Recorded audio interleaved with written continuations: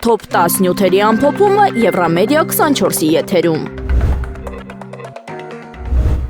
ԵԽԽՎ պատվիրակությունը հյուրընկալվել է Հայաստանի կենտրոնական ընտրական հանձնաժողովում։ Պատվիրակությանը ողջունել է կենտրոնական ընտրական հանձնաժողովի նախագահ Վահագն Հովակիմյանը։ Պատվիրակության ղեկավար Դամիեն Կոտիեի գլխավորած եվրոպացի պատվիրակները ԿԸՀ-ում քննարկել են ընտրությունների նախապատրաստական փուլը, քարոզչության կանոնները եւ ընտրական օրենսդրության վիճակը։ Երևան են ժամանել ներկայացուցիչներ Իտալիայից, Գերմանիայից, Իսպանիայից, Շվեդիայից եւ Շվեյցարիայից, ինչպես նաեւ ԵԽԽՎ Հայաստանի հարցերով համազեկուցող Բորիանա Աբերգը։ Քննարկումներին մասնակցել են նաեւ Հայաստանի Հանրապետության արտաքին գործերի նախարարության եւ ազգային ժողովի ներկայացուցիչները։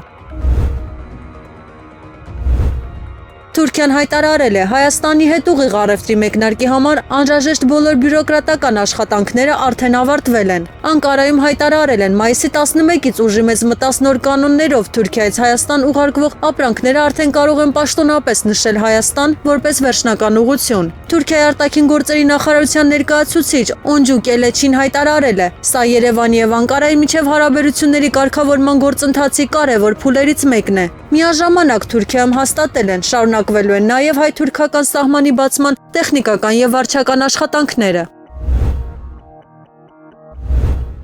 Ռուսաստանում Հայաստանի դեսպան Գուրգեն Արսենյանը վերադարձել է Երևան այն բանից հետո, երբ նրան կանչել են Ռուսաստանի Դաշնության արտաքին գործերի նախարարություն։ Նյուզեյեմի թղթակցի հետ զրույցում դեսպանը հայտարարել է. «Հայաստան է եկել միայն արձակուրդի նպատակով եւ որևէ արտակարգ խորհրդակցության չի մասնակցում»։ Սակայն աղմուկը սկսվել էր այն բանից հետո, երբ Մոսկվան դժգոհություն էր հայտնել Երևանում Վոլոդիմիր Զելենսկու հայտարարությունների կապակցությամբ։ Ռուսաստանի ԱԳՆ-ում Արսենյանին փոխանցել էին, որ Ռուսաստանը անընդունելի է համարում ահաբեկչական սպառնալիքների համար ամբիոն տրամադրելը։ Արսենյանը պնդում է, խոսքը եղել է ընդամենը բանավոր զրույցի մասին եւ որևէ պաշտոնական բողոքի նոտա Հայաստանին չի հանձնվել։ Դեսպանը նաև ընդգծել է, տեղի ունեցած քննարկումների մասին տեղեկացվել է Հայաստանի արտգործնախարարությանը։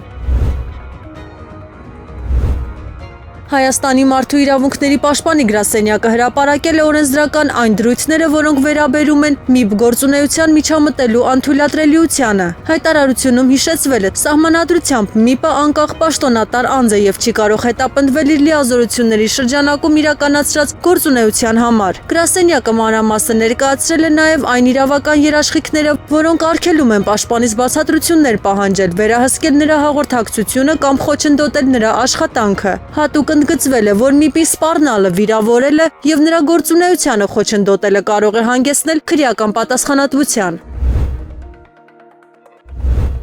Հայաստանի փոխվարչապետ Մհեր Գրիգորյանը Երևանում ընդունել է ԱՄՆ պատվիրակությանը, որը Հայաստան է ժամանել քննարկելու Թրամփի ուղի հանուն միջազգային խաղաղության եւ բարեկեցության նախագծի իրականացումը։ Ամերիկյան պատվիրակության կազմում եղել են ԱՄՆ պետքարտուղարության եւ զարգացման ֆինանսական կորպորացիայի ներկայացուցիչներ։ Գրիգորյանը շնորհակալություն է հայտնել ԱՄՆ իշխանություններին 2025 թվականի Վաշինգտոնի խաղաղության գագաթնաժողովի կազմակերպման համար եւ կարեւորել նախագծի հետեւողական իրականացումը։ Քննարկումների ընթացքում կողմերը համաձայնեցել են մի շարք իրավական եւ գործառնական հարցեր, որոնք վերաբերում են նախագծի իրականացման ընթացքին։ Հայկական կողմը ներկայացրել է նաեւ խաղաղության խաչմերուկ նախաձեռնությունը, ընդգծելով տարածաշրջանային հաղորդակցությունների ապաշրջափակման կարեւորությունը։ Եվրահանձնաժողովը հրապարակել է Հայաստանի համար վիզաների ազատականացման գործողությունների ծրագրի իրականացման առաջին առաջընթացի զեկույցը։ Փաստաթղթում արձանագրվել է հայկական իշխանությունները ցուցաբերում են քաղաքական հանձնառություն Եվրամիության հետ առանց վիզայի ռեժիմի հասնելու համար անհրաժեշտ բարեփոխումները իրականացնելու ուղղությամբ։ Զեկույցը վերաբերում է փաստաթղթերի անվտանգությանը, սահմանների եւ միգրացիայի կառավարմանը, հասարակական անվտանգությանը, արտաքին հարաբերություններին եւ հիմնարար իրավունքներին։ Նշվում է Հայաստանը պետք է իրականացնի ընդհանուր առմամբ 74 հենանիշ, 2 փուլով։ Հայաստանի ազգային վիճակագրական կոմիտեի հրապարակած տվյալների համաձայն 2026 թվականի հունվար-մարտ ամիսներին Հայաստան է այցելել 10 ադրբեջանցի զբոսաշրջիկ։ Հատկանշական է, նրանք Հայաստանում միջինում անցկացրել են 38 օր։ Նախորդ տարվա նույն ժամանակահատվածում Ադրբեջանից Հայաստան այցելություններ գրանցված չէին։ Չի բացառվում, որ խոսքը վերաբերում է այս տարվա փետրվարին Հայաստան ժամանած Ադրբեջանի քաղաքացիական հասարակության ներկայացուցիչներին, սակայն երկարատև գտնվելու տվյալները արդեն ակտիվ քննարկում քննարկումների թեմա են դարձել։ Միաժամանակ արձանագրվել է նաև Թուրքիայի քաղաքացիների հետաքրքրության աճ դեպի Հայաստան։ Այս տարվա առաջին 3 ամիսներին Հայաստան է այցելել 3025 թուրք զբոսաշրջիկ, ինչը 24%-ով ավելի է նախորդ տարվա նույն ժամանակահատվածի համեմատ։ Ազգային ժողովի նախագահ Ալեն Սիմոնյանը մեկնաբանել է Հայաստանի եւ Ռուսաստանի հարաբերությունների շուրջ վերջին շրջանում սրված քննարկումները։ Լրագրողների հետ զրույցում նա հայտարարել է. Հայաստանը չի պատրաստվում խզել հարաբերությունները Ռուսաստանի հետ։ Հիմա ինչ ենք քննարկում, պետք չենք, պետք չենք, այդ ոնց ստացվա, որ պետք չենք, այդ մենք իրանց պետք չենք, հա, լսեք, մի սարքեք բաժակի մեջ փոթորիկ,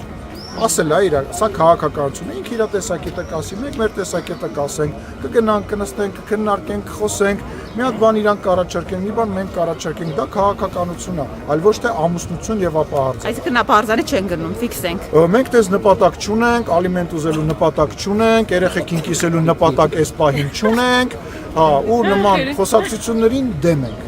Սիմոնյանը նաև արձագանքել է այն հայտարարություններին, թե Հայաստանը չի կարող գոյություն ունենալ առանց Ռուսաստանի։ Նրա խոսքով Երևանի եւ Մոսկվայի միջև շարունակվելու են քաղաքական բանակցություններն ու քննարկումները։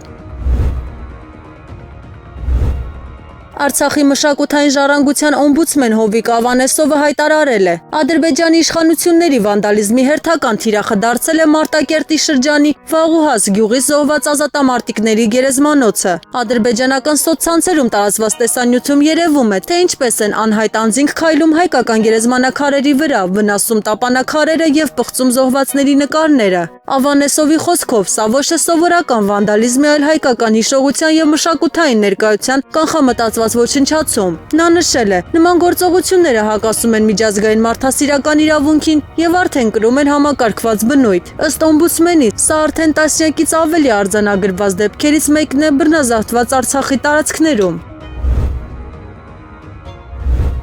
Ռուսաստանի Դաշնության Պետդումայի նախագահ Վյաչեսլավ Վոլոդինը քննադատել է Երևանում անցկացված եվրոպական քաղաքական համայնքի գագաթնաժողովը եւ Հայաստանի ներկայիս քաղաքական կուրսը։ Նա հայտարարել է. Հայաստանի շուրջ ընթացող զարգացումները իրեն հիշեցնում են Ուկրաինայում իրադարձությունների սկիզբը։ Վոլոդինի խոսքով Երևանում հավաքված արևմտյան առաջնորդների եւ Վոլոդիմիր Զելենսկու հայտարարություններից հետո ակնհայտ է դարձել. հայ-ռուսական հարաբերություններում լարվածությունը կարող է խորանալ։ Նա ընդգծել է Ռուսաստանում բնակվող հայերի թիվը գրեթե հավասար է Հայաստանի բնակչությանը, իսկ երկու երկրների միջև կապերը ռազմավարական բնույթ ունեն։ Ռուսաստանի Դաշնության Պետդումայի նախագահը նաև հայտարարել է. խոսքը ոչ թե Հայաստանի ինքնիշխանության, այլ բարոյականության եւ պարկեշտության մասին է։